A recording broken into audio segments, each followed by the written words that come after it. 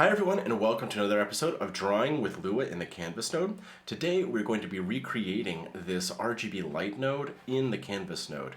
And what we're going to do first is to examine how this works in the way it is now. We have an oscillator here that is alternating between -1 and 1. And when it's 1, the red light turns on, and when it's -1, the blue light turns on. Now, if we take this off, you can see how the red is only responding to that which is above 0 here. And really the same is happening with blue, except what we're doing is we're filtering it through this expression that inverts the audio. So we have make it a little clearer here, the audio is inverted, the audio signal is inverted, and so that what we're seeing, if you can imagine, we're drawing a line through these two. In the middle, you have the blue peak and the red peak, the blue peak, the red peak. And that's what gives you the visualization of when it's positive or negative here. You can't simply just do this because it'll just mix them together like that. So we're going to recreate this, not exactly, we'll be demoing basically how to draw a circle and how to do some things with logic and changing colors. But we'll go for as close as we can. So I'm going to create a canvas node. I'm going to keep this over there just off screen for a second while I set this up. Again, we're going to open the canvas node and get rid of the default stuff that's in there. And what we're going to start with is first we're going to draw a circle. So we're going to set up our paint color. And let's set this one up for red because we know we're going to have a red light there. So I'm going to go and replace these values. Now remember, this is RGB for red, green, blue, and the values are between 0 and 1. And so we have 1 and then 0, 0 for green and blue, and then 1 for the alpha variable, which is the transparency. So we'll keep that transparent or opaque. Now we'll go down to, we're going to fill circle, and I'm going to drag that up there, and we'll get the position to be 0, 0. Whoops. 0, 0, 0, 0, and the radius, let's start with, let's say 30 to make it a little visible, yep, and then the paint right there, and let's rename this so it's red, right? So there's the circle right away, and just so we can take a tour through these parameters, we can see this is the 0, 0 is the position where the direct center of that circle is, rather than in, like we saw in the last episode, where the bottom corner is where the origin point is, and then it draws up and away from that to make a rectangle. This is the exact center of the circle there, is where the origin point is. So I can move it up by, or over to the right, like this, and I can move it up like this, so 100, right? So that's how I can position it on the canvas. But right now we're just going to keep this at 0, 0. And then we can increase or decrease the size of the radius like this, right? And of course, when you think about the radius, that's from the center to the outside edge of the circle if you needed a refresher. The diameter is the whole length of the circle on the inside. So that's just this point to this outside edge. And of course, the color. Now, we're really quickly going to be getting a light here because, you know, if you remember from the previous episode, all we need to do to have an input is have a label and input up here at the top, and actually I'm going to call this audio. And I'm gonna attach this audio from this oscillator here. So we're going to, it's doing nothing to this value right now. But what I could be doing is multiplying this transparency here by audio, and all of a sudden it's fading in and out, so turning on and off, right? And we have a light that's responding to the positive cycle of the waveform, but now we need to get something going for the negative waveform. So let's make a blue color too. I'll just go ahead and copy and paste this, and we'll shift this over so that's RGB, that's blue, and let's just test that works. So we do blue, yep, that's working. And just so, I'm going to get this up off the bottom so I can get like maybe 40 right there. Okay. So it's not on the edge. So we have these two colors, but how do we switch between the two of them? Because it's only responding to the positive waveform now.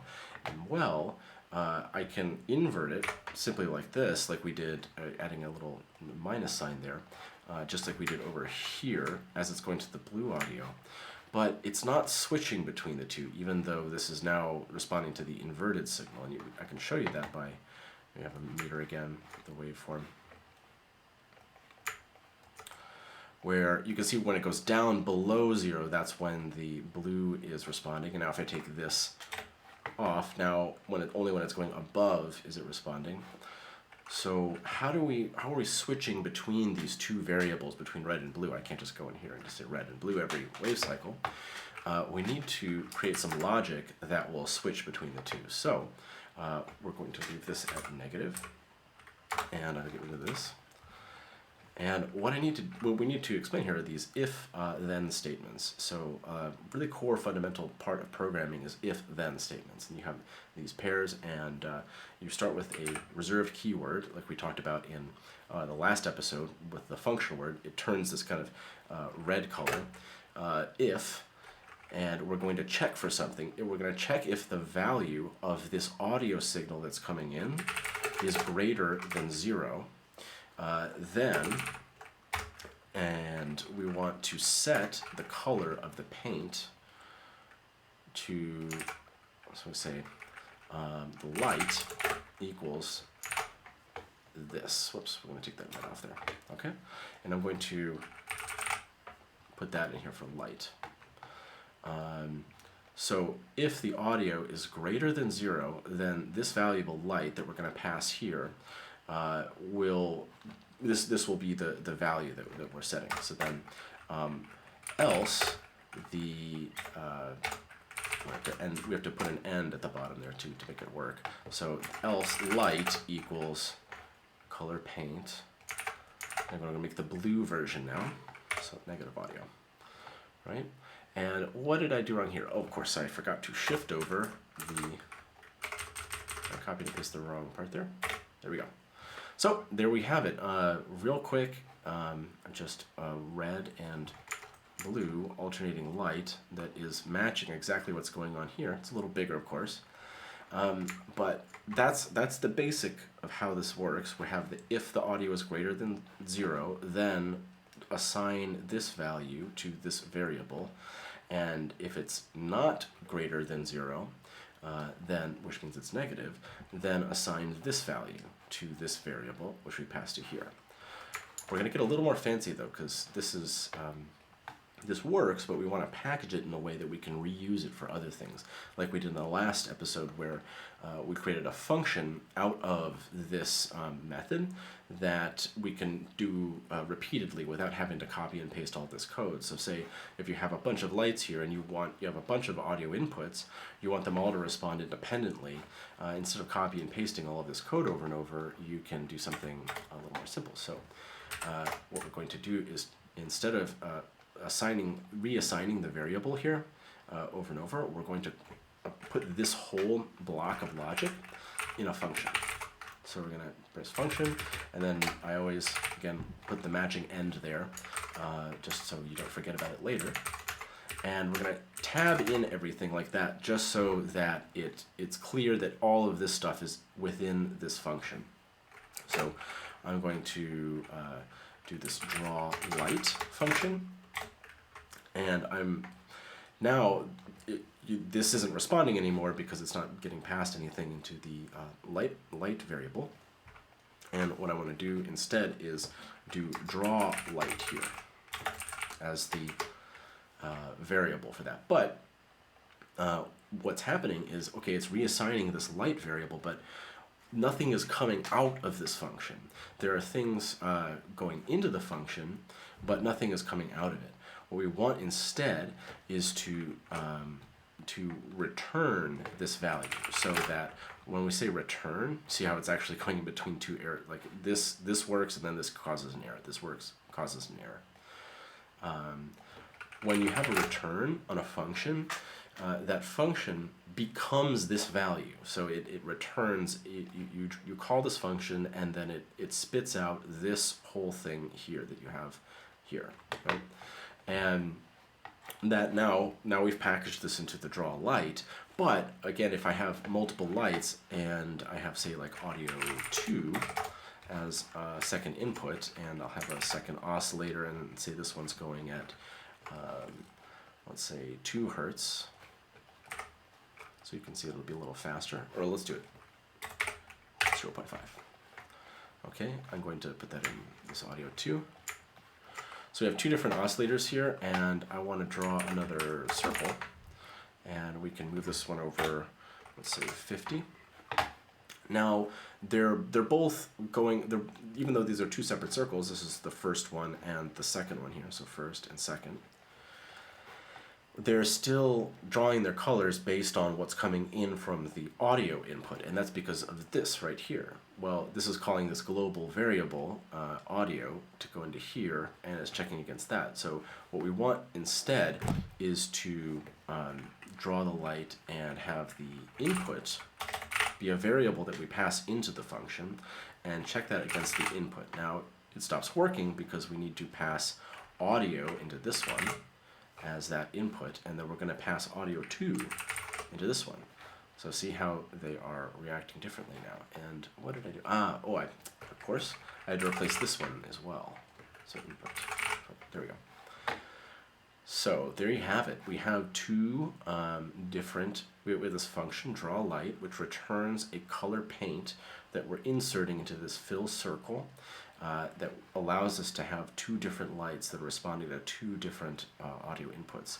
And we can go the extra mile and do basically the same thing we did the last time, where we're going to package this, this little fill circle into a draw circle expression. So what we're going to do, remember, is we'll start that with function and end. As immediately, because we don't have a little autofill thing, which would be nice, but so we're going to do draw circle, and you might see in some tutorials, some tutorials I might be doing this with what's called snake case, and that's used in Python, or there's this one called camel case, which is used in a lot of different programming languages. I might be switching back and forth between the two. In Lua, there's no, you don't have to use one or the other. You can use either. It's just sort of how you feel it. So I'm going to do draw circle, and the values, remember, that we want to put in is we're going to do x and y for the position, these x and y positions. Then we'll do radius that we'll pass into here, and then we'll do the light right there. So I'm going to do draw light. So we'll pass in this function here. We'll place this x and y and radius, and then light. And wait, what am I doing? I am as I'm doing this, I'm seeing, okay, yeah, okay. So even though this is really similar to what the fill circle is here, the reason I like this a little bit more is because everything is in this one line, and I don't need to stick this into these curly brackets. And even for something small like this, it can, when you have a lot of different things together, this can visually make a lot more sense. They can be kind of unified, where you have draw circle, draw rectangle, and then they all sort of look the same, where they start with the coordinates and then go on to different variables that you add on to it. So I'm going to go draw circle, and then I can actually probably call this draw light from inside of here, so I don't have to put that in. So I just want to put the input there, and then I want to do draw light and input, right? So you can see here we're nesting a function within a function within a function, right? So this is this function here that we declared up here. There is this function which draws the circle, and then there's this function that we're defining around here. So that's a cool thing you can do. You can nest functions within functions. The important thing, though, is that it won't work if this is below here. It has to go in the order. So if you're calling this draw light, it has to have been declared above it. So you need to have this draw light there. Okay. So now we can do the same thing where we draw a circle and we'll set the x to 100, y to 100, radius to 10, and then the input to audio, right? And we'll do the same thing over here, except we're going to do, like let's say 130, and move it over, and then we'll do audio 2, right? And so now we have these two circles. We have 4 circles here, and they're created in 2 different ways, where you have this one fill circle here, but then a nice, neater package. Look at how much easier this is to read. If you do draw a circle, okay, it's here, here, and then radius, and then this. We can get rid of these, and there you have it. You have your 2 little lights. You know, you can go a step further and try to match up the kind of style you have here, where you would have a second circle underneath that, but I won't go into that in this tutorial right now. That's a little more confusing than we need to get into at this point. But the important thing, the takeaway from this that you're learning now is you're building off of what you learned in the first tutorial, where you can be able to declare functions and then draw things and use them to package them into other more useful functions. And you learned logic here, and we'll delve more and more into logic, but basically you have this, if it checks this, if this input is greater than 0, then return this. We learned about return statements, so when a function is returning something, it means when you place that function within a variable, it turns into that variable basically when it's been calculated. And we have this if statement where it goes, if this is true, then do this. But if it's not true, else, then do this. And there you have it. So we just created these lights, recreated them, and we could do lots of other things, and we can actually use this method of drawing a light in other future tutorials to kind of get things that respond to either modulation signals or audio signals or both. All right, I'll see you in the next tutorial. Thanks, guys.